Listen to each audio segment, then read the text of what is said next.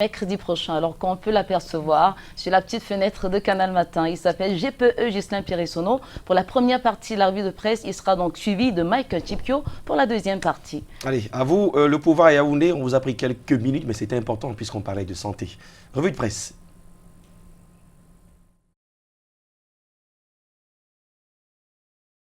Lundi, jour de rentrée de la revue de presse, je vous accueille à Yaoundé, le cœur enflammé de joie. Bientôt d'ailleurs, comme d'habitude, vous mais également nos millions de téléspectateurs, ceux du Cameroun et du monde entier qui sont tous chargés pour l'information. Bienvenue à cet exercice.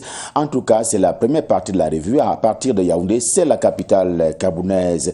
Cameroun Tribune, le quotidien camerounais à capitaux publics, ouvre ce matin par le sport en général et le football en particulier, car l'Afrique des Nations a rendez-vous ce soir à Yaoundé. Je l'indiquais tantôt, la capitale camerounaise, à l'occasion du tirage au sort du CHAN 2020 dont on sait qu'il se déroule d'ici à quelques jours en terre camerounaise. Le palais polyvalent des sports de Ouarda ici à Yaoundé servira donc de cadre à ce tirage au sort avec cette compétition qui est donc prévue d'ici à quelques mois, 2 au plus, d'où donc la présence au Cameroun du président de la Confédération africaine de football, Ahmad Ahmad, mais également des représentants des 16 pays qui sont qualifiés pour cette compétition qui vont participer justement à ce tirage au sort ce soir même ici à Yaoundé. Et pour bien montrer l'intérêt et marquer le coup, le gouvernement de la République, l'État camerounais sera représenté par le chef du gouvernement, Joseph Dione Gouté, qui est par ailleurs le premier ministre de la République du Cameroun, à l'occasion justement de ce tirage au sort. Mais à Cameroun Tribune, le quotidien camerounais à capitaux publics, il n'y a pas que le sport, il y a aussi le jeu politique à propos des législatives dont on sait qu'elles vont rentrer en gare à l'occasion de la proclamation des résultats très bientôt par le Conseil constitutionnel. Eh bien, c'est à propos de ce scrutin-là qui faisait corps avec les élections municipales. Eh bien, lancement également ce jour du recensement général des votes par la commission qui est compétente au Cameroun. Les travaux vont d'ailleurs durer 5 jours, rappelle Cameroun Tribune. Le Conseil constitutionnel, justement, qui va servir de cadre, entre guillemets, à ces travaux-là. Et justement, parce que les travaux seront présidés par un magistrat de haut vol, c'est-à-dire Émile Sombé, pas pour juger les délinquants, mais pour compter les voix sur la route de la proclamation des résultats de qui seront les élus de la nation, les députés du Cameroun au soir du 29 février prochain. Quant au municipal, l'autre scrutin qui a meublé le 9 février au Cameroun dernier à l'occasion de ces consultations électorales, le verdict est connu en attendant les éventuels recours et Dieu seul sait qu'il y en a une trentaine ou une quarantaine. Eh bien, le soir ce matin, le journal d'Ama Mbianda en est plutôt adressé les portraits des maires que le Cameroun attend de sortir justement des premiers conseils municipaux, cette fois-là statutaires, qui vont donc avoir lieu le mardi 25 février prochain. Ces portraits, Saint-Éloi Bidoum, qui est par ailleurs premier adjoint au maire de la commune de Yaoundé 6e. Ces portraits-là, il se les approprie dans les colonnes du journal en termes justement de critères qui sont proposés par Saint-Éloi Bidoum sur la route de la désignation des maires, la probité morale, le service aux populations, le vivre ensemble et aussi les idées innovantes. Voilà quelques-uns des critères qui sont proposés par Saint-Éloi Bidoum en vue de l'élection des maires et leurs adjoints le 25 février prochain. Selon donc la nouvelle hiérarchie qui a d'ailleurs qui se dégage d'ailleurs des urnes au lendemain du 9 février dernier. En tout cas, Cabral Libi et le PCRN, le Parti camerounais de la réconciliation nationale, occupent la 3e place, un peu comme lors de l'élection présidentielle d'octobre 2018. L'essentiel dresse ce guide parade ce matin afin que nul n'en ignore. Il y a donc le RDPC, le Rassemblement démocratique du peuple camerounais, puis l'UNDP, l'Union nationale pour la démocratie et le progrès. Et par la suite, on l'a vu tout à l'heure, le PCRN de Cabral Libi, défi actuel, dessine pour cela une nouvelle carte, la carte communale. Eh bien, la carte communale qui est proposée par Défi Actuel ce matin donne le RDPC présent dans les 10 régions du Cameroun, de l'Est à l'Ouest et du Nord au Sud. La razzia de l'UNDP, on le disait, dans la Damawa, région Château-d'Eau du Cameroun, la percée du PCRN dans l'Union Ekele et même dans la Liquier. Au total, 316 communes qui reviennent ainsi au RDPC et 16 pour l'UNDP qui est donc 2e au classement, suivi ainsi du PCRN qui qui est classé 3e avec 7 communes et seulement 4 pour le SDF, le Social Democratic Front. Et Singane, l'hebdomadaire en kiosque ce jour se situe au lendemain du vote proprement dit et annonce d'ailleurs un tsunami dans les rangs du Rassemblement démocratique du peuple camerounais, tsunami parlant ainsi des maires qui ont eu des sueurs froides pendant les investitures, et pour la suite, il faudra compter avec le sens de rationalité des dirigeants du RDPC pour reconduire ceux qui le méritent et bien entendu mettre le grappin dessus ceux qui ne le méritent pas du tout. Et pour la suite, le journal indépendant, également en kiosque ce lundi, eh bien, donne à dire que la nuit des longs couteaux, oui, la nuit des longs couteaux a commencé dans la perspective de la désignation des maires dans les communes camerounaises. Tout le monde en parle, mais personne n'en donne les preuves matérielles, celles de marchandage, de trafic d'influence, de cooptation ou même de passe-droit au niveau du comité central du RDPC, d'où partent justement les décisions portant justement désignation de ceux qui doivent occuper les fauteuils des maires dans les 316 communes qui reviennent ainsi au parti présidentiel. Mais le journal remet tout cela, ces incongruités au goût du jour. Question de prévenir sur ce qui pourrait arriver au cas où effectivement les maires méritants ne seraient pas reconduits. Mais avant cela, Canard Libre également en kiosque ce lundi tient à prouver l'échec du RDPC, cette fois-là dans le département du Noun, région de l'Ouest Cameroun. Nouvel échec du parti au pouvoir, malgré les tentatives de manœuvres peu orthodoxes qui sont d'ailleurs dénoncées par le journal ce matin de l'ensemble des ambassadeurs de ce parti politique dans cette partie du pays. Eh bien, le journal a même constaté qu'il y a eu tentative de fraude par le parachutage des inconnus sur la liste du parti au pouvoir, pour parler ainsi du RDPC dans le département du Noun. Réalité de Paul Ngouaré Kindi, tout aussi en kiosque ce jour, ne dit pas la même chose. Il explique d'ailleurs ce pourquoi le parti présidentiel, le RDPC, a été abattu en plein vol dans ce département-là, alors que tout ou presque le donnait bien portant dans le département du Noun. À la fin, l'humiliation, malgré les efforts de ses représentants sur le terrain, notamment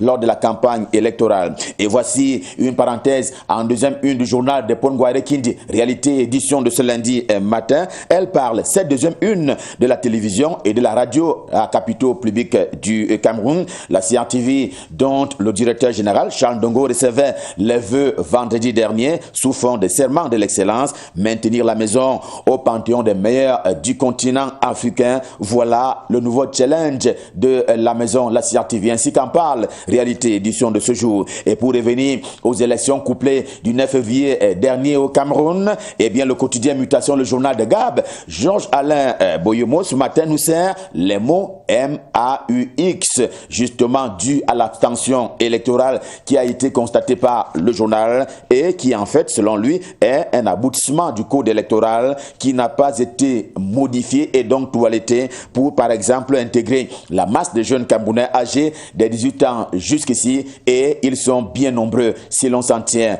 à cette description qui est proposée par le quotidien Mutation. En deuxième une justement du quotidien de Gab, il y a la question du Nozo, le nord-ouest et le sud-ouest, avec les événements de Donga Mangtoum qui ont vu des vies être enlevées, hélas, que donc par la suite c'est une polémique qui enfle justement autour des circonstances de ce drame-là. Il y a une partie de l'opinion aidé en cela par les réseaux sociaux et une certaine presse qui parle d'une trentaine voire une quarantaine de morts à propos des femmes et autres enfants qui auraient été tués dans un département du Cameroun, pour parler justement du Donga Mangtoum. Et Mutation en parle ce matin en termes justement d'une espèce de rumeur et des polémiques qui enflent autour de ce drame-là. Le journal La Veuve, édition de ce jour, eh bien refuse de les considérer comme tels. Il refuse de considérer le fait comme étant un drame du fait de l'armée camerounaise. Il n'y a jamais eu massacre.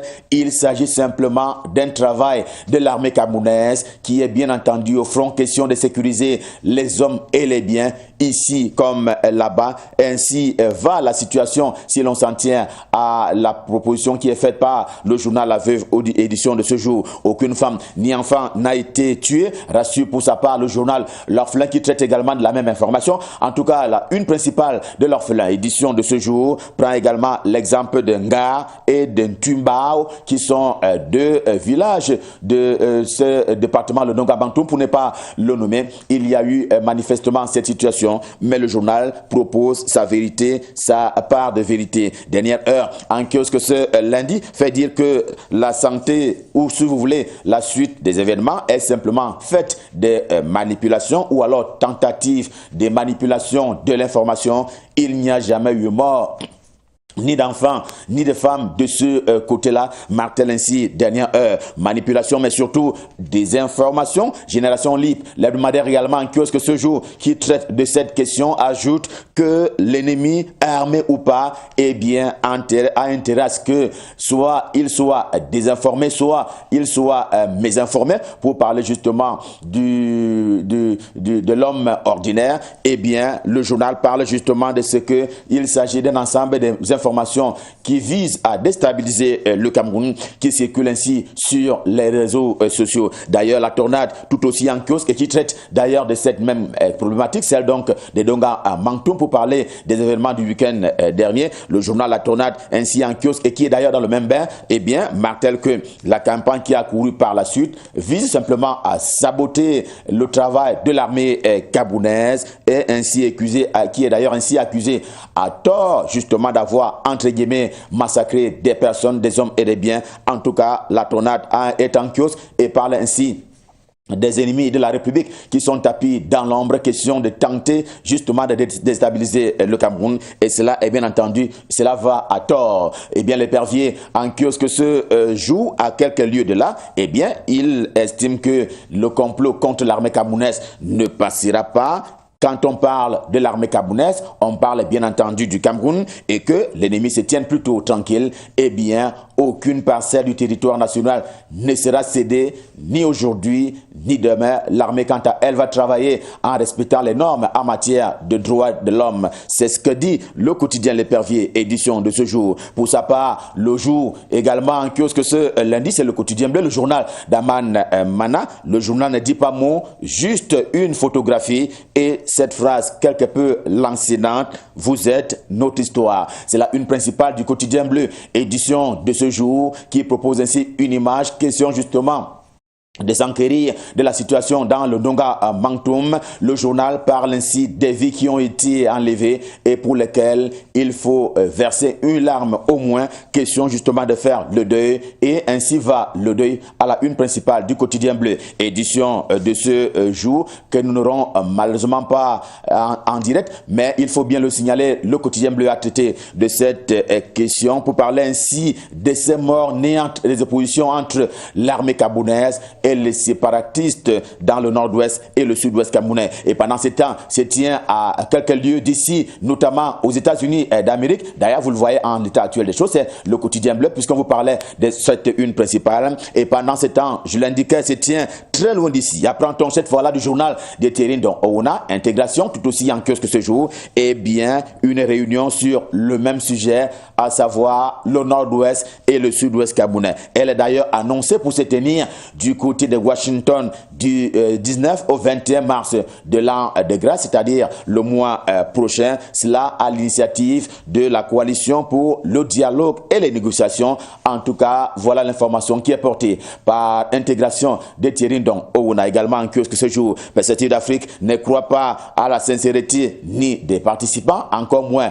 des sujets qui devraient être abordés à l'occasion de cette rencontre de Washington. Le journal en kiosque ce jour estime que tout doit se passer en terre camerounaise, parce qu'il s'agit bien d'une opposition camerouno-camerounaise pour parler de la crise dite anglophone, la crise sociopolitique que le Cameroun traverse en ces deux régions depuis un peu plus de 3 ans maintenant. Eh bien, le territoire étant quelque peu évocateur, il faut revenir à la maison. Quand ça se passe à la maison, dit-il, c'est mieux. Conclut justement Perspective d'Afrique, édition de ce jour. Mais sur le cas des morts ou d'assassinats encore, le journal L'Avocat de Edouard Alama, également en kiosque ce lundi matin, était depuis quelque temps sur une enquête, celle dont on sait Quelle est partie de ces morts lors de la campagne électorale encore dans le département du Noun? Il en livre d'ailleurs les résultats ce matin. On apprend ainsi que les commanditaires du crime dans ces circonstances-là, dans le département du Noun, que ces commanditaires sont connus et pas les assassins qui, eux, sont toujours en cavale, conclut justement l'avocat. Prospective nouvelle sur le journal de JBB, Jean-Baptiste Biaye dénonce à son tour un autre type de crime cette fois-là par l'imitation de la signature du ministre directeur du cabinet civil de la présidence de la République, Samuel Mvondo Ayolo. Eh bien, des faussaires en font un signe, que dis-je, un sport favori depuis quelques temps, dans l'idée, bien entendu, dans le but de procéder à des escroqueries de haute masse et même des trafics d'influence auprès d'un certain nombre de personnalités de la République. Eh bien, ces faussaires-là ont adressé un certain nombre de courriers, parfois allant dans le sens des menaces à des personnalités de la République, l'objectif étant de leur escroquer, justement de leur estoquer de l'argent et pourquoi pas d'autres services indus à l'occasion justement de ces attaques. La traque, elle, a déjà commencé et d'ailleurs, apprend-on du journal Prospective Nouvelle, les indices sont déjà réunis. Eh bien, la police gabounaise qui veille au grain est sur les traces de ces faussaires. L'épervier, cette fois-là, dans sa dimension spéciale, eh bien, traite du travail du ministre LPM, Louis-Paul Moutazi, en charge des finances, comme les autres journaux, très souvent d'ailleurs. Le journal reconnaît la performance vers laquelle se dirigent les finances publiques du Cameroun et les faits sont là pour le témoigner. Il en est ainsi par le passé justement de cette traque contre les fonctionnaires et autres agents publics, mais alors fictifs, à l'exemple aussi de la dématérialisation vers laquelle le Cameroun se dirige résolument à propos du paiement des salaires des fonctionnaires et autres agents publics. Le journal cite également l'exécution dite efficiente du budget de l'État depuis quelques années. En tout cas, c'est ce qui a amené le quotidien L'Épervier à faire et à commettre dans une édition spéciale à l'adresse du ministre Louis-Paul Moutazi en charge des finances. Cela ne trouve cependant pas leur compte dans cette clarté des finances publiques gabonaises. Les techniciens d'agriculture et même en termes technico-artistiques qui ont été affectés du côté de Bingela. Nous sommes dans le département de la Mefou et à Kono, région du centre Cameroun. Le journal Le Zénith, édition de ce jour, il voit d'ailleurs un signe d'inertie, souvent dénoncé par le président de la République. Inertie donc du ministre Pierre Ismaël Bidounkpat en charge des arts et de la culture. Il s'agit du cas du centre technico-artistique de Bingela, un centre qui se meurt. Il meurt et c'est un cri de détresse qui est donc lancé ce matin par le Zénith. Question d'aller conduire les autorités compétentes à sauver ce centre qui est on ne peut plus important pour la survie des technico-artistiques camerounais. Revue de presse Made in Yaoundé, édition de ce jour, Stop Fin, le cœur enflammé de joie, nous vous avons servi. C'était le premier rendez-vous de la semaine. On prend le deuxième demain quand il sera 7h. Ce sera bien entendu dans les mêmes dispositions et mêmes prédispositions que nous allons vous servir. Pour le moment, prenons la direction de Douala, la capitale économique du Cameroun, pour y retrouver l'homme à l'adresse particulière, Michael Chipkio, bien en place pour la suite et la fin de la revue de presse. Bonjour Michael, c'est à vous à Douala. Bonjour Ghislain Pierre et la suite ici à Douala, c'est avec le journal Eden qui nous dresse la nouvelle carte municipale du Cameroun avec les nouveaux maires de Douala, les nouveaux conseillers municipaux élus à l'issue du double scrutin du 9 février dernier. Qui devient maire, où et comment? Le journal épluche également les conditions dans lesquelles le scrutin s'est tenu dans les régions du nord-ouest et du sud-ouest du Cameroun. Quelques griefs portés par certaines formations politiques au sujet de la tenue de ces élections dans ces deux régions en crise au Cameroun. Le journal qui trace également cette carte pour le Cameroun entier. Même information à la une de Star également en kiosque aujourd'hui qui parle de ces commissions communales de supervision de vote qui ont rendu public les résultats de ces élections il y a quelques jours maintenant. Le journal qui scrute également les régions du nord-ouest et du sud-ouest avec les récriminations du Social Democratic Front à l'endroit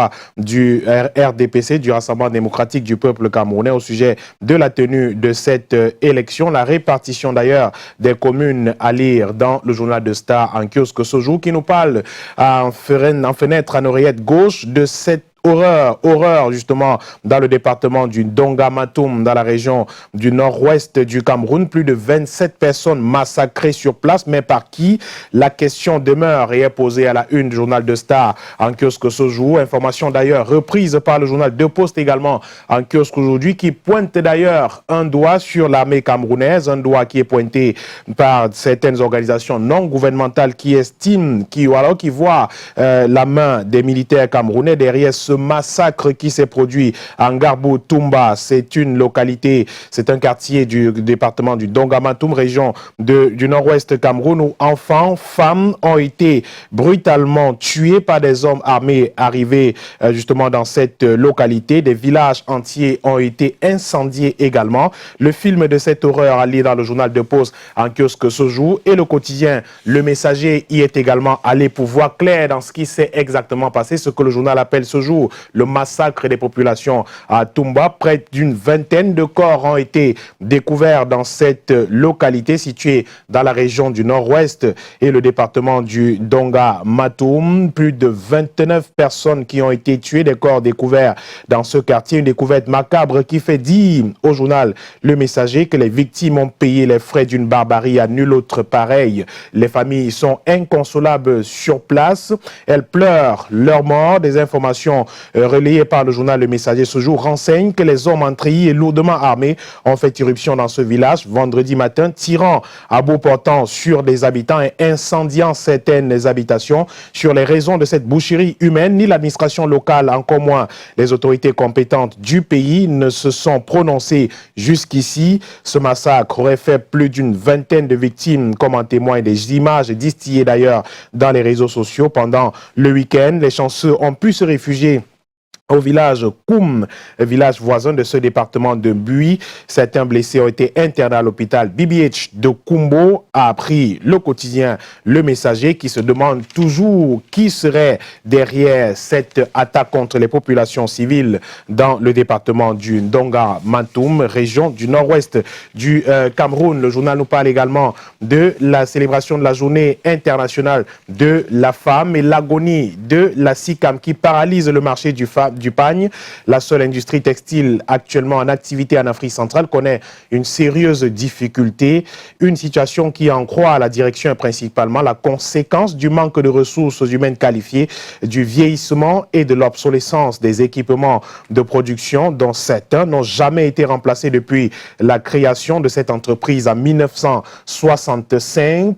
Conséquence justement, les couturières se tournent et les poussent depuis quelques jours. Le problème est qu'à moins de 3 semaines de la célébration de cette journée internationale de la femme, les pagnes du 8 mars ne sont pas disponibles ni dans les boutiques ni dans les marchés de certaines villes du Cameroun. Également, cette annonce au sujet de la paralysie des morgues au Cameroun, les syndicalistes qui veulent justement paralyser les morgues au Cameroun, au sujet de la grève dans les hôpitaux publics, le syndicat national des personnels médico-sanitaires du Cameroun et le syndicat national des personnels des établissements et entreprises du secteur de la santé au Cameroun annonce la paralysie des morgues des hôpitaux publics dès le 17 février 2020. Ceci, si les administrations des hôpitaux ou le gouvernement ne proposent pas de réponses concrètes aux problèmes posés, écrit le quotidien Le Messager. Et le journal Intégration en kiosque ce jour nous amène à Washington pour nous parler de cette conférence, une conférence internationale sur le nord-ouest et le sud-ouest du Cameroun,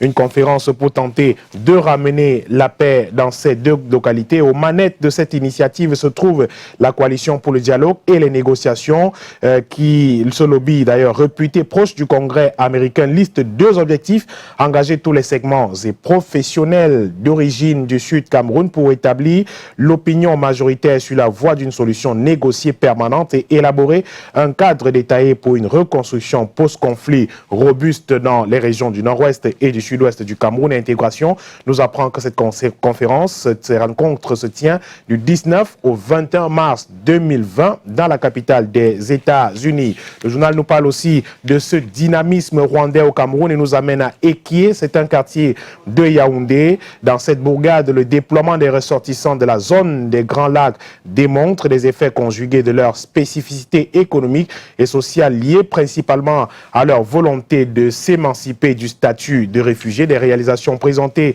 par le journal Intégration invitation ce jour qui donne d'ailleurs la parole au chef de la communauté rwandaise qui démontre combien ses compatriotes sont capables d'un maximum au sens économique. Le Rwanda qui offre son dynamisme au Cameroun, c'est donc à lire en page 2 de l'hebdomadaire Intégration en kiosque ce jour. Et pendant qu'on parle du Rwanda, la nouvelle expression également en kiosque ce jour nous parle de cette invitation du président rwandais Paul Kagame adressée à Maurice Kamto, le président du mouvement pour la renaissance du Cameroun, qui sera en principe en conférence en septembre prochain à Kigali sur invitation du leader rwandais Paul Kagame, non comprise par certains. Le président rwandais a expliqué cette invitation du leader du MRC à Kigali. S'il n'a pas directement nommé son homologue camerounais, le président de la République, Paul Kagame n'est pas allé par quatre chemins, n'est pas passé par quatre chemins pour dire ce qu'il pense du règne de Yaoundé avant de dire également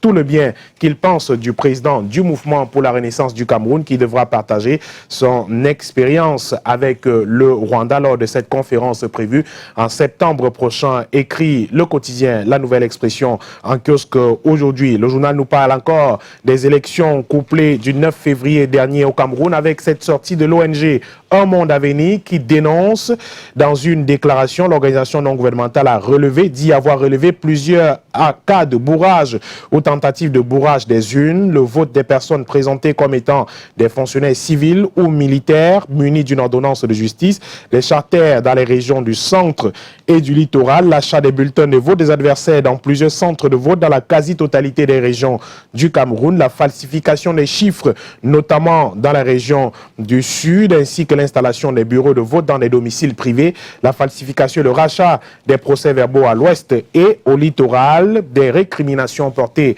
contre l'ONG Un Monde à Venir contre ce scrutin du 9 février dernier. Cependant, le journal nous dresse également la carte municipale du Cameroun avec le Rassemblement démocratique du peuple camerounais qui se taille la part du lion.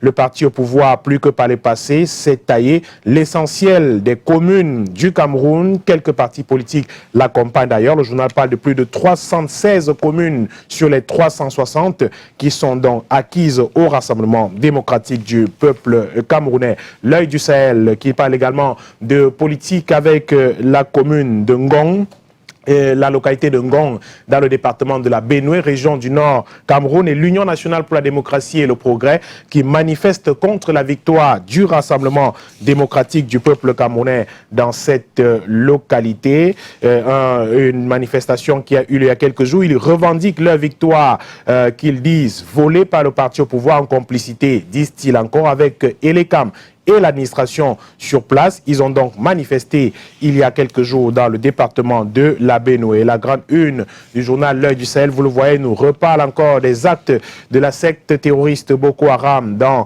le septentrion du Cameroun, le département du Mayo-Tsanaga, par exemple, qui a vu plus de 5 villages incendiés par Boko Haram, dans le Mayo-Moskota également. 3 morts enregistrés et des dégâts matériels importants au cours de cette sortie des éléments de la secte Boko Haram. Cependant, 11 terroristes de cette secte ont été neutralisés par l'armée camerounaise. 2 civils ont été également tués. Cette fois, c'est à Mawa, une localité de la région de l'extrême nord du Cameroun, écrit le tri-hebdomadaire régional L'Œil du Sahel en kiosque aujourd'hui.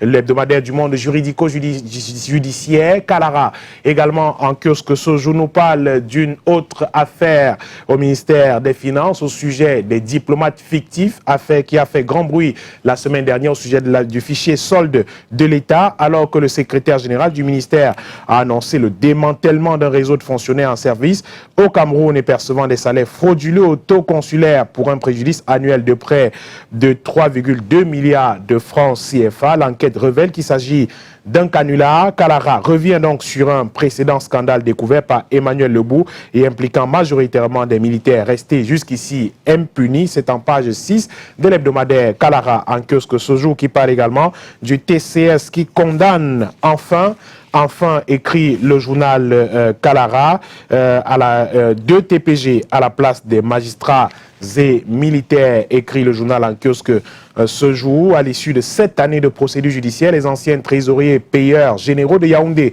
et des Bolova sont déclarés coupables d'avoir payé plus de 4,5 milliards entre les mains des magistrats civils et militaires et des militaires sur la base de documents qualifiés d'irréguliers montés par les bénéficiaires des fonds jusqu'ici épargnés des poursuites. Ils ont écopé des peines de prison et devront restituer à l'État l'intégralité des fonds décaissés. Les juges entérinent l'impunité et la justice à double vitesse, écrit le journal Kalara en kiosque ce jour. Un autre hebdomadaire, bi-hebdomadaire plutôt Europe Plus, en kiosque aujourd'hui, revient sur le double scrutin du 9 février dernier et le journal voit en ce double scrutin une sorte de vote tribal qui s'est tenu contre la démocratie au Cameroun, vote tribal finalement contre la démocratie. En regardant plusieurs localités, régions de notre pays, on constate effectivement que des personnes ont voté en préservant une sorte d'instinct grégaire, quelle que soit la formation politique, alors que le régime se débat pour maquiller les mauvais chiffres de l'abstention. Les résultats globaux démontrent clairement que les replis identitaires ont été le principal vainqueur du double scrutin du 9 février dernier. Et l'éditorial de Michel Michaud-Moussala ce jour parle de retour, bien sûr, du journal Europe Plus en kiosque aujourd'hui, en arrêt depuis quelque temps. Après les fêtes de fin d'année, le journal a donc repris du service ce jour après un break mis à profit pour jeter un regard rétrospectif sur les productions, revisiter la politique éditoriale, rebâtir en vue de repartir sur de bons pieds. Le directeur de la publication, Michel Michaud-Moussala, parle également de la situation économique, des conditions économiques précaires, des lourds impayés d'insertion publicitaire et bien d'autres qui auraient également milité pour ce break du journal Europe Plus, mais qui tient la tête hors de l'eau et continue son bonhomme de chemin, écrit le journal Europe Plus en kiosque ce jour. On termine avec Info Matin qui parle aussi de politique avec ce discours de Laurent Esso. Il est donc le responsable du Rassemblement démocratique du peuple camerounais dans la région du littoral. Discours avant l'élection du 9 février dernier, lors de la campagne électorale, ici même à Douala, lors de ce méga meeting auquel a pris part le Premier ministre, chef du gouvernement, le patron politique du RDPC dans le littoral, fustigeait en des termes crus les adeptes du repli identitaire aujourd'hui encore. Les propos du fidèle lieutenant de Paul Biya tourmente les esprits malveillants. Le journal fait un décryptage de cette sortie de Laurent Esso dans ses colonnes ce jour et nous parle également des élections législatives dans le département de la Vina où l'UNDP veut voler la victoire du RDPC, écrit le journal. L'honorable Ali Bachi, tête de liste du RDPC dans la Vina Centre, a fourni entre autres au Conseil constitutionnel des vidéos montrant des actes de corruption des électeurs par le parti de Bello Bouba Maïgari. Ça s'annonce donc chaud au Conseil constitutionnel lors justement de ce contentieux qui va donc s'ouvrir dans quelques jours maintenant, écrit le journal Info Matin.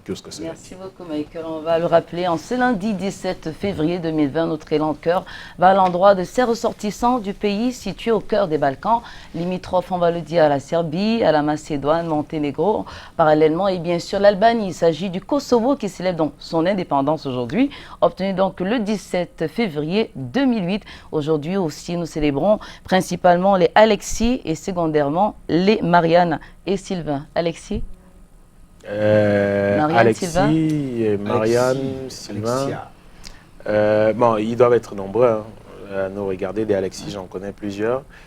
Je ne saurais les citer tous ici. Je leur ai dit simplement bonne fête. Et puis toutes les Marianne et Sylvain. Voilà, qui et bonne fête à Sylvain Fonkou. C'est un jeune homme qui nous regarde tout le temps depuis Bafoussam. Merci de votre fidélité. Alexis Sioé, qu'on salue, hein, rien à voir avec Alex Sioé. Alexis Sioé, lui, c'est l'expert FIBA Afrique. Hein, d'ailleurs, un tonton que j'apprécie particulièrement. J'ai eu l'opportunité même de le rencontrer hier lors du championnat d'élite de basketball. Alors, monsieur Tipko Michael, déjà merci. Et surtout à Ghislain Pierre-Essonneau. On fait les prolongations de la Saint-Valentin, c'est le mois de l'amour. Et nous, on voudrait peut-être en quelques instants avoir vos avis de chansons, pas forcément qui célèbrent l'amour, mais qui rentrent dans le patrimoine culturel. Si je dis « je suis moi-même au village, au village, au village », qu'est-ce que ça vous renvoie à qui? La simple expression Je suis moi-même au village. Ça veut déjà citer Oui, M. Nkodo Sidoni. Justement, le titre c'est « Au village » de Alors, Nkodo Sidoni. En Donc, face, en face, on a Ntonobe. Le titre de la chanson, c'est le mal. Bon, je vais faire le choix de Au village de Nkodo Sidoni. Et pourquoi au village? Dis-nous la vérité. Non, je choisis cette chanson pour des raisons que vous connaissez peut-être, avec vous connaissez naturellement. Entre guillemets. Il y a une petite actualité d'il y a quelques Absolument. jours. C'est simplement la raison pour laquelle je fais le choix en soutien, bien sûr, à l'artiste Nkodo Sidoni. Allez, merci encore Michael Tipkio. On prend rendez-vous demain, tout à l'heure, M. Ndobo, après la grosse pub. Félicitations particulièrement à Sandrine Nanga et à Da Akendi, monsieur et madame Akendi, qui ont donné un joli bébé le 14 février. Super, et la semaine dernière, je demandais à Sandrine à quand la naissance du bébé. Elle a copié comme moi, avoir un garçon qui est né le 14 février. Ça se fait et on aura l'occasion tout à l'heure de savoir. Valentine, en fait, c'est un garçon, une fille. C'est un garçon. Bah, si Valentine faisait pas un tout petit peu vieillot sur les bords, je crois qu'ils auraient donné ce prénom au bébé. Bah, pourquoi pas. En tout cas, welcome à ce bout de chou qui va évidemment agrandir la famille. Et puis félicitations aux tourtereaux qui sont dit oui devant Dieu, devant les hommes. C'était samedi dernier. Il s'agit de Donald et sa chérie Manuela Sandra. Donc félicitations à tous les tourtereaux également qui ont convolé en juste noces samedi dernier. On vous souhaite tout le bonheur du monde. Demain, il sera donc 7 h pour la revue de presse. Portez-vous très très bien. Merci, je vous souhaite également une belle journée ainsi qu'à Aimé et tous ceux qui nous regardent ce matin. Allez, le reste sera 13 h avec l'équipe de la rédaction pour la suite en info. Mais l'info tout à l'heure, c'est le regard sur l'actualité. D'abord, la réclame pour nos partenaires.